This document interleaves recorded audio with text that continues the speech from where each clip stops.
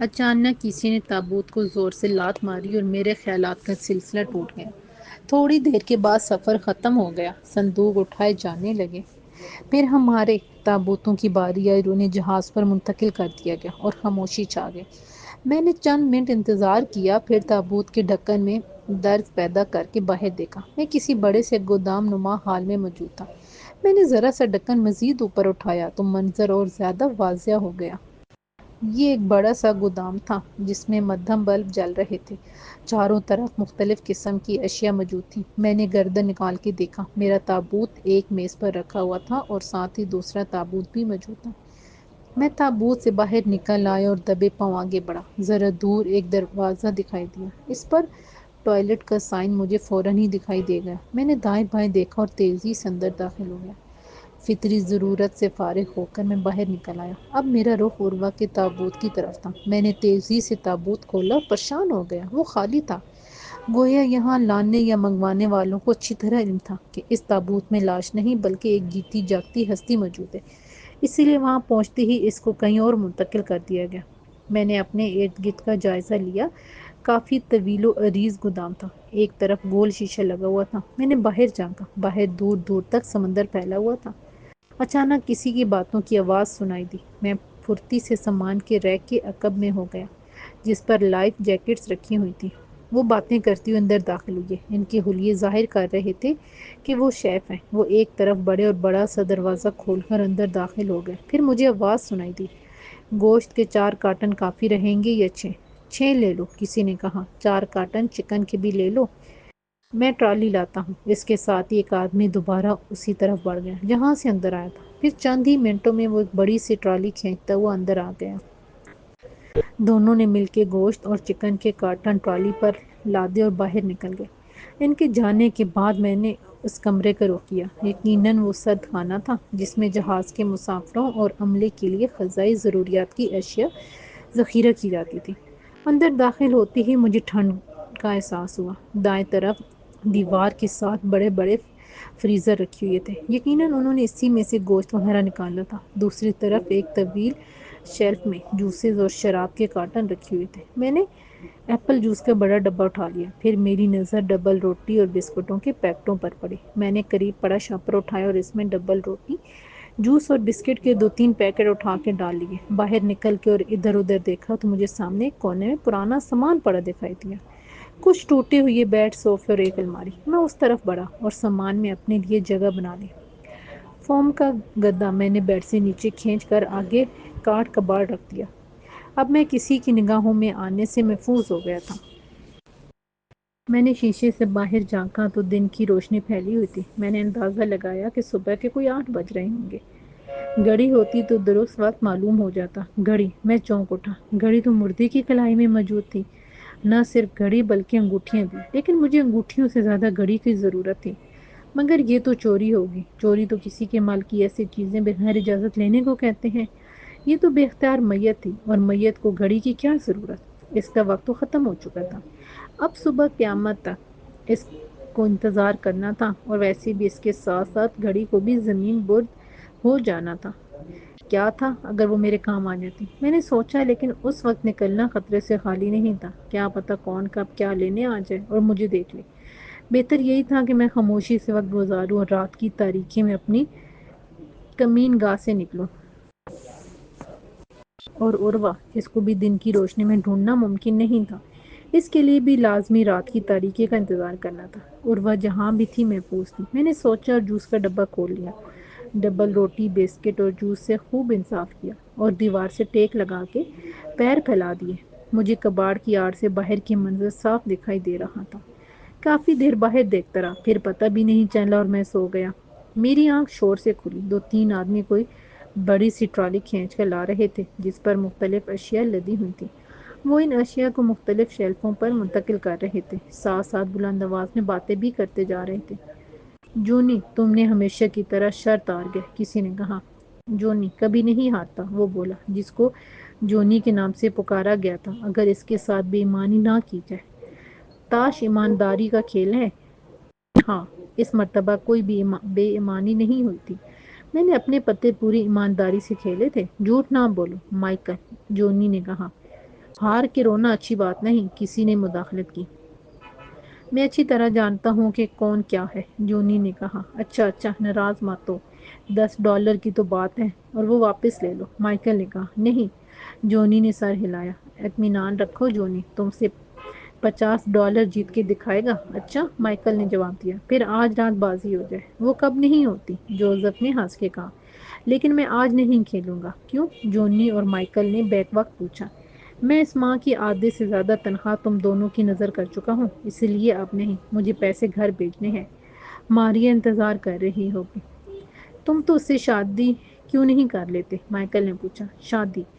Joseph نے حیرت سے سوال کیا۔ میں یوں کسی کے ساتھ بائنڈنگ نہیں کر سکتا۔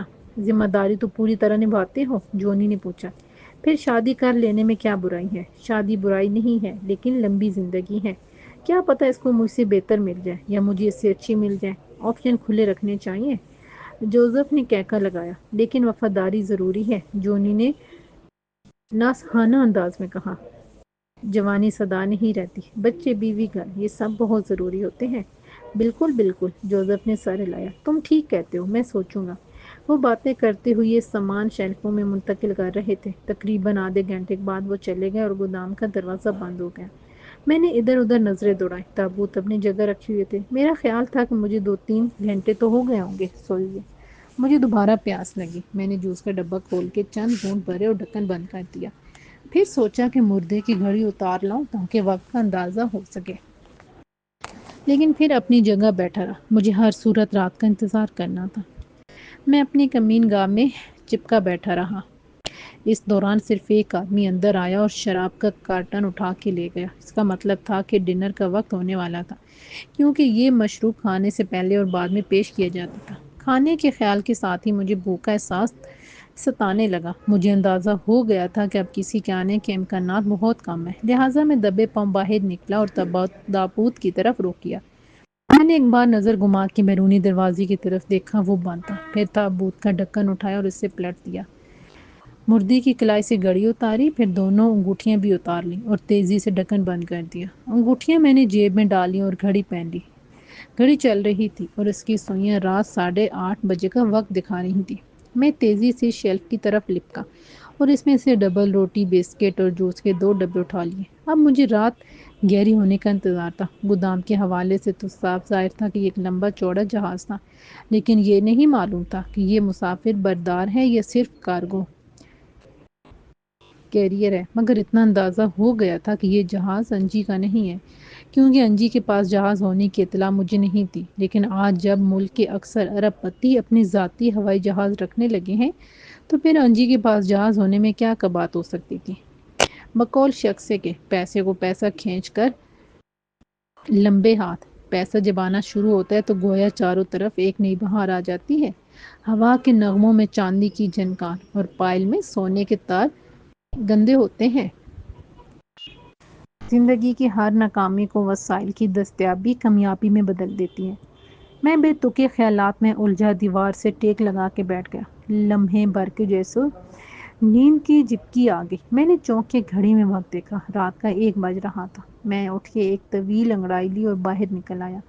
دروازے کے پاس آ کے گول شیشے سے باہر جھانکا۔ باہر کہیں کوئی دکھائی نہیں دیا۔ ہاں، سامنے ایک سیڑھی اوپر جاتی دکھائی دے رہی تھی۔ میں نے دھیرے سے دروازہ کھولا، سامنے ہی ایک طویل راہداری دکھائی دی۔ میں دبے پاؤں راہداری کی طرف بڑھا۔ اوپر جانے کا خیال میں نے ترک کر دیا تھا، کیونکہ عروہ کو چھپا کے تابوت میں منتقل کیا گیا تھا تو وہ یقیناً عام نگاہوں سے دور ہی رکھی گئی ہوگی۔ اس کو یہیں کہیں رکھا گیا ہوگا، کیونکہ مجھے دور تک دروازے دکھائی دے رہے تھے۔ یہ عملے اور دیگر ملازمین کے کمرے ہی ہو سکتے تھے۔ میں دبے قدموں آگے بڑھا۔ ایک کمرے میں جھانکا، اندر کوئی نہیں تھا۔ میں آگے بڑھا۔ دروازوں پر گول شیشے لگے ہوئے تھے، اندر سے اس پر شیڈ پڑا ہوا تھا۔ میں کمروں کو دیکھتا ہوا آگے بڑھتا گیا۔ پھر میں نے راہداری کے اختتام کے پاس والے کمرے کا رخ کیا۔ اس کا دروازہ عام کیبن سے قدرے بڑا اور 2 پٹوں پر مشتمل تھا، جبکہ دیگر دروازے ایک پٹ والے تھے۔ یقیناً وہ کوئی خاص کمرہ تھا۔ اس کے دونوں پٹوں پر گول کی بجائے چوکور شیشے تھے۔ ایک پر شیڈ پڑا ہوا تھا اور دوسرے سے اندر کا منظر دکھائی دے رہا تھا۔ وہ ہسپتال نما حال تھا، شاید جہاز کی میڈیکل ڈسپنسری۔ میں نے سر گھما کے دائیں بائیں دیکھا۔ راہداری دور دور تک سنسان تھی۔ میں نے دروازے پر دباؤ ڈالا، بٹ اندر کی طرف کھل گیا۔ جیسے ہی میں ذرا آگے بڑھا تو مجھے 2-3 اسٹیل بیڈ دکھائی دیے، مگر وہ خالی تھے۔ ان کے عقب میں ایک اور کمرہ نظر آیا۔ میں تیزی سے اس کی طرف بڑھا اور اندر داخل ہو گیا۔ اندر مدھم روشنی کا بلب جل رہا تھا اور سامنے بیڈ پر کوئی لیٹا ہوا تھا۔ اس کے سرہانے ڈرپ سٹینڈ تھا جس میں ایک تھیلی لٹکی ہوئی تھی، جس سے قطرہ قطرہ سیال سوئی کے ذریعے اس کے بدن میں منتقل ہو رہا تھا۔ میں نے آگے بڑھ کے غور سے دیکھا، وہ کچھ اور شخص تھا جو بے ہوش تھا۔ میں نے دوسری طرف دیکھا، درمیان میں ایک سرجیکل پارٹیشن تھا۔ میں نے دوسری طرف جھانکا تو گہری سانس میرے پھیپھڑوں سے خارج ہو گئی۔ طمانینت کا ایک احساس میرے رگوں پے میں سرایت کر گیا۔ وہ عروہ تھی۔ اس کے سینے تک چادر ڈھکی ہوئی تھی اور چہرہ کھلا ہوا تھا۔ میں تیزی سے اس کے سرہانے جا کھڑا ہوا۔ عروہ، میں نے بے ساختہ پکارا، مگر وہ خاموش رہی۔ عروہ، میں نے اس کی پیشانی پر ہاتھ رکھا۔ اس کی سانس بہت آہستہ چل رہی تھی، یوں لگ رہا تھا جیسے وہ کسی دوا کے زیر اثر تھی۔ تو کیا اس کو ابھی تک انجیکشن کے ذریعے بے ہوش رکھا جا رہا تھا؟ اس کا سبھی چہرہ سفید پڑا ہوا تھا، وہ نصف بازوؤں کی قمیض میں ملبوس تھی۔ میں نے اس کے آستین اٹھا کے غور سے دیکھا، وہاں انجیکشن کے باریک باریک نشان واضح تھے۔ پھر اس کی ہتھیلی کی پشت دیکھی، وہاں واضح طور پر سرخ نشانات دکھائی دے رہے تھے۔ یقیناً توانائی برقرار رکھنے کے لیے اس کو بذریعہ گلوکوز میڈیسن انجیکٹ کی جا رہی تھی۔ وہ پہلے سے بے حد کمزور دکھائی دے رہی تھی۔ میں نے اس کی پیشانی پر دھیرے سے ہاتھ رکھا، پھر اسے پکارا، عروہ، عروہ، میں آ گیا ہوں، آنکھیں کھولو، دیکھو تو صحیح۔ میں نے اس کی ہتھیلی پر ہاتھ رکھا، مگر بے سود۔ وہ بددستور بے ہوش تھی۔ میری سمجھ میں نہیں آ رہا تھا کہ کیا کروں، کیسے اسے ہوش میں لاؤں، کیسے اس کی رودات پوچھوں۔ کہاں تھی وہ؟ کیسے پہنچی یہاں تک؟ کون تھے اس کو یہاں لانے والے؟ اور پھر کیا اس نے نہیں دیکھا؟ سینکڑوں ہزاروں سوالات آندھیوں طوفان کی طرح میرے ذہن میں جکھڑ چلا رہے تھے۔ خیالات کی یلغار نے مجھے پریشان کر دیا۔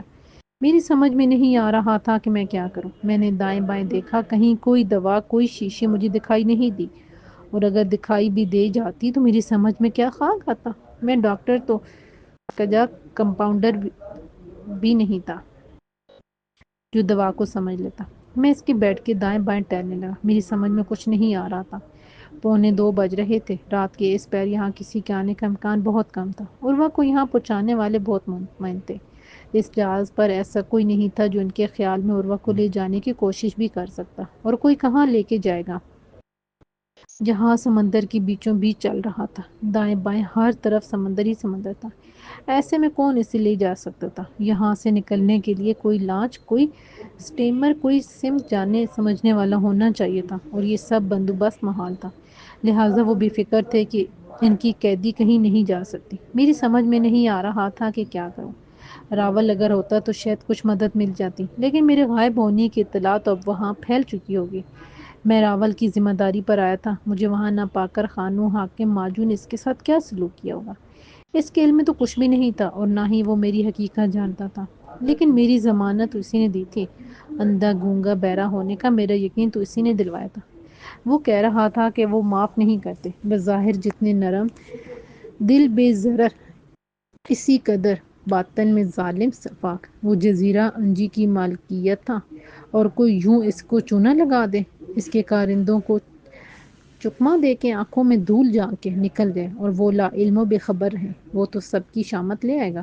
نجم گل نے کہا تھا کہ اس کی لغت میں معافی کا کوئی لفظ نہیں تھا، غلطی کی کوئی گنجائش نہیں تھی، کیونکہ غلطی لاپرواہی کو جنم دیتی ہے، اور لاپرواہی سارا کھیل بگاڑ دیتی ہے۔ اور پھر تو پہلا نشانہ راول بنے گا، ہاس منہ خیال رکھنے والا راول میری وجہ سے مارا جائے گا۔ میں ٹہلتا رہا، مٹھیاں بیچتا رہا، کھولتا رہا۔ اچانک مجھے خیال آیا، راز، ہاں وہ کہاں ہے؟ وہ ہے بھی یا میرا وہم ہے؟ حالانکہ وہ مجھے دکھائی دی تھی اس رات جب میں بخار سے اٹھا تھا، وہ ڈاکٹر کے روپ میں تھی۔ وہ کیوں آئی تھی؟ کیا صرف میری اذیت بڑھانے کے لیے؟ مجھے تسلی دینے آئی تھی؟ تو پھر اب کہاں ہے؟ وہ کہتی تھی کہ میں تمہارے ساتھ ساتھ ہوں، تو پھر کیوں میرے سامنے نہیں آ رہی؟ کیوں میری رہنمائی نہیں کر رہی؟ میں الجھ رہا تھا۔ اچانک میری ران میں زور کی خارش ہوئی، میں نے بے اختیار کھجایا۔ کھجلی تیز ہو کر میرے زیر جامہ تک پہنچ گئی۔ میں نے زور سے ہاتھ مارا، میرے ذہن میں کوندہ سا لپکا، نیلگوں پتھر جس نے لمحوں میں ارشد کے زخم بھر دیے تھے۔ تو کیا وہ پتھر عروہ کو ہوش میں لے آئے گا؟ میں نے تیزی سے سوچا اور نیلگوں پتھر کو زیر جامہ سے نکال لیا۔ میں نے رومال سے اس کو نکال کر عروہ کی پیشانی پر رکھا۔ ایک لمحہ گزرا اور پھر کئی لمحے گزر گئے۔ نہ پتھر نے اپنا رنگ بدلا، نہ روشن ہوا اور نہ ہی عروہ کی جسمانی حالت میں کوئی تبدیلی رونما ہوئی۔ میں نے مایوسی کے عالم میں پتھر واپس اٹھا لیا۔ کیا اس کی تاثیر ختم ہو چکی ہے یا سمندر میں اس کے اثرات ظاہر نہیں ہوتے؟ میں نے سوچا، پھر عروہ پر ایک نگاہ ڈالی۔ اس کی سانس بہت مدھم تھی۔ پہلی نظر میں تو وہ یوں لگتی تھی جیسے بے سانس، بے روح بدن ہو۔ میں نے اچانک بے خیالی میں چادر ہٹا کر وہ پتھر عروہ کے سینے پر رکھ دیا اور دیکھنے لگا۔ میری یہ حرکت غیر ارادی تھی، لیکن اس حرکت نے مجھے حیران کر دیا۔ پتھر دھیرے دھیرے سرخ ہونے لگا، پھر جیسے اس نے چکر کھایا اور عروہ کے سینے سے چپک گیا۔ مجھے ڈر لگا کہ کہیں وہ سینے کو پھاڑ کے اندر نہ چلا جائے۔ میں نے بے اختیار ہاتھ بڑھایا۔ اسی وقت کراک کی آواز سنائی دی۔ عروہ کی پلکیں لرز رہی تھیں۔ میں نے نیلگوں پتھر کی طرف دیکھا۔ پتھر واپس اپنی حالت پر آ چکا تھا، اپنی پرانی نیلگوں رنگت پر۔ میں نے ہاتھ بڑھا کر پتھر اٹھایا اور واپس چھپا لیا۔ عروہ، میں نے دھیرے سے اسے آواز دی۔ اس نے آنکھیں کھول دیں اور میری طرف دیکھنے لگی۔ اس کی آنکھیں بے تاثر تھیں، بھرپور اجنبی آنکھیں، یوں جیسے وہ کسی بھی چیز کو نہیں دیکھ رہی۔ عروہ، میں نے بےتابی سے اسے پکارا۔ اس کی آنکھیں مجھ پر جم گئیں۔ کیسی ہو؟ میں نے اس کا ہاتھ تھام کے اس کی ہتھیلی سہلائی۔ تم؟ اس کی مدھم سی آواز نکلی۔ ہاں میں ہوں تمہارے پاس، میں نے اسے تسلی دیتے ہوئے کہا۔ پریشان نہ ہو۔ اس نے مجھے دیکھا اور دھیرے سے بولی، پپ پانی۔ میں نے تیزی سے ادھر ادھر نظریں دوڑائیں، پھر دوسری طرف جھانکا۔ ڈرپ والے مریض کے ساتھ مجھے پانی کی بوتل رکھی نظر آ گئی۔ میں نے تیزی سے بوتل اٹھائی اور عروہ کے پاس آ گیا۔ اس کو سہارا دے کر اٹھایا اور بوتل اس کے منہ سے لگا دی۔ اس نے دھیرے سے گھونٹ بھرا تو میں نے بوتل اس کے منہ سے ہٹا لی۔ مجھے اور دو، ابھی ٹھہر کے، میں نے کہا آہستہ آہستہ۔ اچانک جیسے عروہ کی آنکھیں آنسوؤں سے بھر گئیں۔ میں کہاں ہوں؟ اس نے پوچھا۔ ذرا ٹھہرو، باتیں بہت سی ہیں۔ کیا میں تمہارے لیے کھانے پینے کے لیے کچھ لاؤں؟ میں نے کہا۔ بس پانی۔ اس نے بوتل کی طرف اشارہ کیا۔ میں نے بوتل اسے پکڑا دی۔ اس نے بوتل آدھی کے قریب خالی کر دی۔ تم یہاں کیسے پہنچے؟ میں نے پوچھا۔ عروہ نے بھی اسی وقت یہی سوال کیا اور مسکرا دی۔ میں نے اس کے چہرے پر پہلی مرتبہ مسکراہٹ دیکھی۔ وہ بولی، پتہ نہیں کیوں مجھے یقین تھا کہ تم آؤ گے۔ یہ ممکن نہیں کہ میں تم سے دور رہ سکوں، میں نے کہا۔ میرا جواب اتنا بے ساختہ تھا کہ بے اختیار اس کے چہرے پر ایک رنگ سا آ گیا۔ میں نے پوچھا، تمہیں کوئی کمزوری تو محسوس نہیں ہو رہی؟ نہیں۔ اس نے اپنے ہاتھوں کو، انگلیوں کو حرکت دی، سر کو دائیں بائیں جھٹکا، پھر بولی، نہیں، مجھے کوئی کمزوری محسوس نہیں ہو رہی، میں بس اس کو دیکھتا رہا۔ اب ایسے کیوں دیکھ رہے ہو؟ اس نے پوچھا۔ اتنے دنوں سے تم کو دیکھا جو نہیں، جی چاہ رہا ہے کہ بس دیکھتا ہوں۔ تم یہاں تک کیسے پہنچی؟ اس نے چونک کے پوچھا۔ تمہیں ڈھونڈتے ہوئے، لیکن یہ بتاؤ کہ تم تو گھر چلی گئی تھی، تم سے میری شام کو بات ہوئی تھی، تم گھر پر تھی، پھر اچانک گھر سے باہر کیا ہوا؟ کیوں نکلی؟ میں نے پوچھا۔ تم سے فون پر بات ہوئی تھی، اس نے کہا۔ حالات اور اس ملاقات نے آپ جناب کا تکلف ختم کر دیا تھا، اب ہم تم ہو گئے تھے۔ ہاں، میں نے جواب دیا۔ اس کے بعد میری چھوٹی بہن کی دوسرے دن سالگرہ تھی، میں نے سوچا کہ اسے کوئی گفٹ دلا دوں۔ اچھا، وہ دبلی پتلی سی لڑکی تمہاری بہن ہے؟ میں نے مداخلت کی۔ تمہیں کیسے پتا؟ اس نے بے ساختہ پوچھا۔ تمہارے گھر گئے تھے میں اور محمود، میں نے اسے بتایا۔ چمن سینما کے قریب کالونی میں تمہارا گھر ہم نے دیکھا ہے، وہاں تم لوگوں نے بڑی سیکورٹی کیمرے لگوائے ہیں۔ تمہارے چچا عبدالخالق نے پولیس میں تمہاری گمشدگی کی رپورٹ لکھوائی تھی۔ تفتیش کے لیے پولیس نے مجھ سے پوچھ گچھ کی تھی، لیکن میں رک گیا۔ لیکن کیا؟ عروہ نے فوراً پوچھا۔ تمہارے چاچا نے تمہاری گمشدگی کا وقت صبح کا لکھوایا ہے، جبکہ تم میرے سامنے یونیورسٹی سے آٹو لے کے گئی تھی۔ یہ تو مجھے معلوم نہیں کہ چاچا نے ایسا کیوں کیا، عروہ نے حیرت سے میری طرف دیکھتے ہوئے کہا۔ خیر، تمہارے ساتھ پھر کیا ہوا؟ میں نے پوچھا۔ میں حمیرہ کو لے کر مارکیٹ چلی گئی، وہاں سے اس کے لیے گفٹ اور کچھ سنیکس لیے اور پھر رکشے پر سوار گھر واپس آ گئی۔ ابھی ہم گھر میں داخل ہوئے تھے کہ رکشے والے نے آواز دے کے کہا کہ باجی یہ نوٹ تو نکلی ہے۔ میں نے شاپر حمیرہ کو پکڑایا اور پلٹ کے رکشے والے کے پاس آئی۔ بس اسی وقت کسی نے پھرتی سے میرے منہ پر رومال رکھا اور چاندی سیکنڈ میں ہوش و حواس سے بیگانہ ہو گئے۔ جب ہوش آیا تو میں کمرے میں تھی، کمرہ باہر سے لاک تھا۔ میں نے کھڑکی سے دیکھا، وہ کوئی بہت بڑا ہال سا تھا۔ میں بہت چیخی چلائی مگر کسی نے میری آواز نہ سنی، نہ ہی کہیں سے کوئی جواب ملا۔ میں پلنگ پر بیٹھ گئی۔ جب حواس ذرا بحال ہوئے تو میں نے کمرے کا جائزہ لیا۔ ایک طرف دروازہ دکھائی دیا، میں نے تیزی سے اٹھ کے دروازہ کھولا، وہ غسل خانہ تھا۔ میں واپس اپنی جگہ آ کے بیٹھ گئی۔ پھر میری نظر کونے میں رکھے فریج پر پڑی۔ اس میں ٹین فوڈز، بریانی کے پیکٹ اور 1.5 لیٹر والی 10-12 پانی کی بوتلیں، مختلف قسم کے جوسز، کولڈ ڈرنک موجود تھے۔ کمرے میں ایک میز پر مائکرو اوون رکھا دیکھ کر میری سمجھ میں یہ بات آ گئی کہ مجھے اس کمرے میں کافی وقت رہنا پڑے گا، اور میری بے ہوشی کے دوران اشیاء خود نوش اس لیے پہنچا دی گئی ہیں کہ میں کسی کو نہ دیکھوں، نہ کسی کو شناخت کر سکوں۔ اور وہ کہتے کہتے رک گئی۔ میں نے اس کا ہاتھ دھیرے سے تھپ تھپایا اور خاموشی سے اسے دیکھتا رہا۔ چند منٹ بعد اس نے دوبارہ کہنا شروع کیا۔ 2-3 دن گزر گئے۔ مجھے بھوک لگتی تو کھانا اوون میں گرم کر کے کھا لیتی، پانی پی لیتی۔ ہر آدھے پونے گھنٹے کے بعد میں کھڑکی کے پاس جا کے چیختی چلاتی آوازیں لگاتی، مگر وہاں کوئی جواب نہ تھا، نہ کوئی باز پرس، یوں جیسے وہ مجھے وہاں بند کر کے قید کر کے بھول گئے ہوں۔ اور وہ کہتے کہتے رکی۔ اس کی سانس پھول گئی تھی۔ اس نے 2-3 گھونٹ پانی کے لیے پھر بولی، کئی دن یوں ہی گزرے، پھر ایک دن میں سو کے اٹھی تو میرے کمرے میں ایک سوٹ پڑا ہوا تھا۔ واضح طور پر یہ اس بات کا اشارہ تھا کہ میں کپڑے بدلوں۔ میں نے کپڑے تبدیل کر لیے، ویسے بھی میرے کپڑے کافی میلے ہو گئے تھے۔ پھر میں سو گئی۔ جب میری آنکھ کھولی تو میں ایک نئی جگہ تھی۔ میرے سامنے ایک آدمی بیٹھا ہوا تھا۔ میں ایک دم اٹھ کے بیٹھ گئی۔ مجھے بیدار ہوتے اور اٹھ کے بیٹھ کے دیکھتے ہوئے اس نے فوراً کہا، گھبراؤ نہیں، تمہیں کوئی نقصان نہیں پہنچایا جائے گا۔ لیکن مجھے یہاں کیوں لایا گیا ہے؟ میں نے پوچھا۔ یہ تو مجھے نہیں معلوم، مجھے تو تمہیں ایک جگہ پہنچانا ہے اور بس۔ بالکل نہیں، میں نے فوراً جواب دیا، میں یہاں سے کہیں نہیں جاؤں گی۔ اچھا، اس نے ہنس کے کہا، کیا یہاں تم اپنی مرضی سے آئی ہو؟ کوئی دعوت نامہ ہے تمہارے پاس؟ میں اس کو خاموشی سے دیکھتی رہ گئی۔ مجھے اپنی بے بسی پر رونا آ گیا۔ وہ کچھ نہیں بولا۔ کچھ دیر خاموشی سے مجھے دیکھتا رہا، پھر اٹھ کے کمرے سے باہر چلا گیا۔ دروازہ بند ہو گیا۔ میں اٹھ کے کمرے میں ٹہلنے لگی۔ تقریباً 2 گھنٹے کے بعد ایک آدمی کھانا لے کے آیا اور خاموشی سے ٹرے رکھ کے واپس چلا گیا۔ وہ سب خال ہی میرے سامنے آتے تھے، اور جو بھی آتا وہ بڑا احترام سے میرے سامنے سر جھکائے رہتا تھا۔ میں جتنا بھی چیختی چلاتی وہ ایک لفظ نہیں بولتے تھے، اور نہ ہی میری طرف نظر بھر کے دیکھتے تھے۔ 2-3 دن اسی میں گزر گئے۔ پھر ایک رات میں جب غسل خانے سے آئی تو دیکھا کہ کمرے کا بیرونی دروازہ ہلکا سا کھلا ہوا ہے۔ میں نے وقت دیکھا، رات کے کوئی 2 بج رہے تھے۔ میں آہستہ سے آگے بڑھی۔ سامنے ایک وسیع و عریض ہال تھا، جس میں سامنے ایک بڑا سا دروازہ تھا۔ میں پنجوں کے بل بھاگتی ہوئی اس دروازے کے پاس گئی اور ہینڈل گھما کے دروازہ کھولا۔ وہ فوراً ہی کھل گیا۔ سامنے ایک بڑا سا لان تھا، جس میں بیرونی دروازہ صاف دکھائی دے رہا تھا۔ میں چند لمحے کھڑکی کھڑی دیکھتی رہی۔ مجھے باہر سے گاڑیوں کے گزرنے کی آوازیں سنائی دیں۔ میں دروازے سے گزر کے لان طے کرتے ہی بیرونی گیٹ تھا، یعنی میری آزادی بمشکل 40-50 فٹ دور ہوگی۔ میں نے تیزی سے نکلنے کے لیے قدم آگے بڑھایا ہی تھا کہ میرا سر کسی چیز سے بری طرح ٹکرایا۔ یوں لگا جیسے کسی بھاری دیوار سے ٹکرا گیا۔ میں نے حیرت سے دیکھا، مگر مجھے کوئی رکاوٹ دکھائی نہیں دی، نہ کوئی دیوار، نہ کوئی چیز۔ میں نے دھیرے سے ہاتھ آگے بڑھایا۔ مجھے یوں لگا جیسے میرے ہاتھوں نے برف کی دیوار کو چھو لیا ہو۔ میں نے چاروں طرف ہاتھ گھمایا، ہر جگہ وہ غیر مرئی دیوار تھی۔ میں بے حد حیران تھی۔ سامنے سڑک پر اکا دکا گاڑیاں گزر رہی تھیں، مجھے ان کے گزرنے کی آوازیں آ رہی تھیں۔ سامنے کا منظر بالکل واضح تھا۔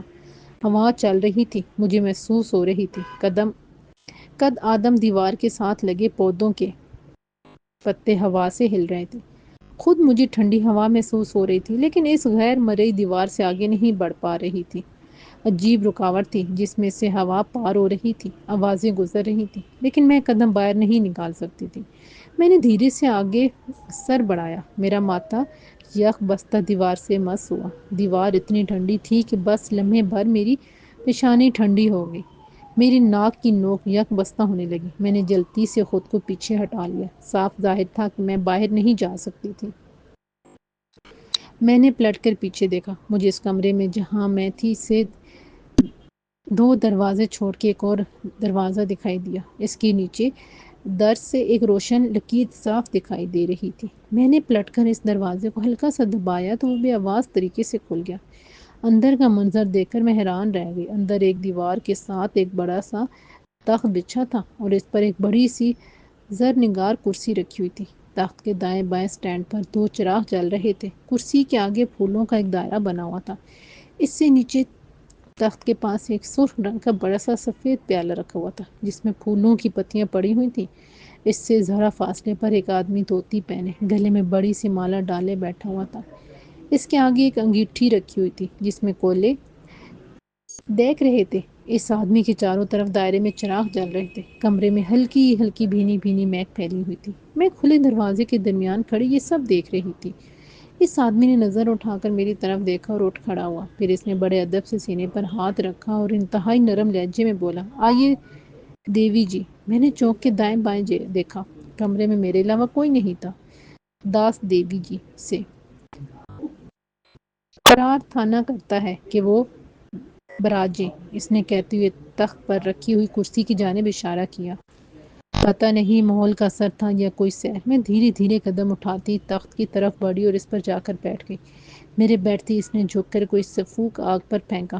انگیٹھی میں پڑے کوئلے ایک دم دہک اٹھے اور فضا میں چاروں طرف ایک عجیب سی محصور کن خوشبو پھیل گئی۔ پھر اس نے تخت کے ساتھ رکھا ہوا بڑا سا سفید پیالہ اٹھایا اور میرے پاس ہی کرسی کے ساتھ نیچے بیٹھ گیا۔ اس نے بڑے ادب سے میرا پاؤں تھاما اور اس کو اس سفید پیالے میں رکھا۔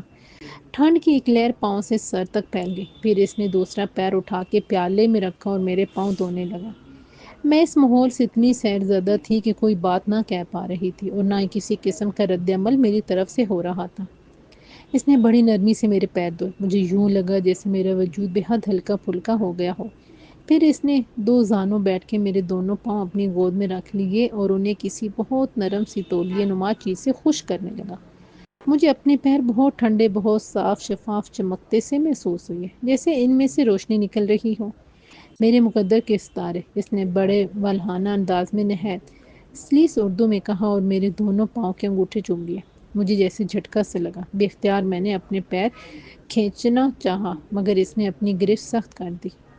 نہ کیجیے دیوی جی، نہ چھڑائیے اپنے چرن، صدیوں اس ستارے کی چاہ ہے، اس نے کہا اور اس نے دوبارہ میرے پیروں کے دونوں انگوٹھے چوم لیے۔ مجھے حیرت ہوئی، میرے دونوں پیروں کے انگوٹھوں پر ایک سیاہ دھبا تھا۔ عین ناخنوں کے وسط میں 2-3 مرتبہ اسکن اسپیشلسٹ کو دکھایا مگر اس کی سمجھ میں کچھ نہیں آیا تھا۔ اس نے کہا تھا کہ شاید یہ کوئی تل ہو، جوں جوں ناخن بڑھیں گے اور آپ انہیں تراشیں گی ہو سکتا ہے یہ دھبے آگے بڑھتے بڑھتے ختم ہو جائیں، لیکن ایسا کبھی نہیں ہوا۔ یہ پیدائشی نشان ہمیشہ سے دونوں ناخنوں کے وسط میں ہی رہا۔ اس کی وجہ سے کوئی تکلیف نہیں تھی اور نہ ہے یہ اتنے زیادہ بڑے تھے کہ برے محسوس ہوتے۔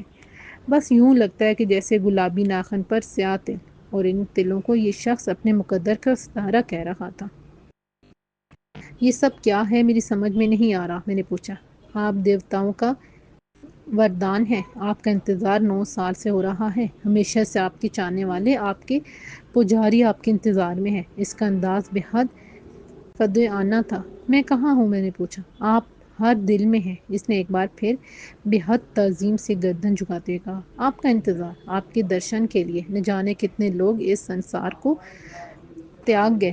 آپ آئی ہیں تو اس دھرتی کو نیا جیون ملے گا، نیا روپ ملے گا۔ میں نے حیرت سے اس کی طرف دیکھا۔ اس کی باتوں سے ایسا لگ رہا تھا کہ جیسے میں کوئی انسان نہیں، دیوی اوتار ہوں جو اس کو مل گئی ہوں۔ میں نے کہا، میرا مطلب ہے کہ میں کس جگہ پر ہوں؟ دیوی جی، اس نے تیزی سے نظریں جھکائے کہا، کیوں اس غلام کو کشٹ میں ڈال رہی ہیں؟ بھلا آپ سے کوئی چیز چھپی ہوئی ہے کیا؟ آپ انتریامی ہیں، دلوں کے بھید جانتی ہیں۔ اس کا انداز اتنا والہانہ اور اس قدر عقیدت امیز تھا کہ میں پریشان ہو گئی۔ آپ چنتا نہ کیجیے، نہ ہی پریشان ہوں، ہم تو آپ کے لیے ہیں، آپ کے غلام ہیں، آپ کے داس ہیں۔ آپ تو بس ہماری تپسیا کا پھل ہیں۔ میں باہر جانا چاہتی ہوں، میں نے جواب دیا۔ اندر باہر سب سنسار ہے آپ کا ہے۔ آپ یہاں ہیں تو اجالا ہے، باہر ہیں تو اجالا ہے، لیکن وہ نظر نہ آنے والی دیوار، میں نے فوراً کہا، وہ کیا ہے؟ وہ حصار ہے آپ کی حفاظت کے لیے۔ سنسار کے پاپی لوگ آپ کو نقصان نہ پہنچا دیں، وہ چاہتے ہیں کہ آپ کو ہم سے چھین لیں، مگر ہماری جان پر ان سب آپ پر قربان، یہ سب آپ کی حفاظت کے لیے، آپ کی رکشا کے لیے ہے۔ وہ میری ہر بات کا ایک معمل جواب دے رہا تھا، جیسے مجھے بہلا رہا ہو۔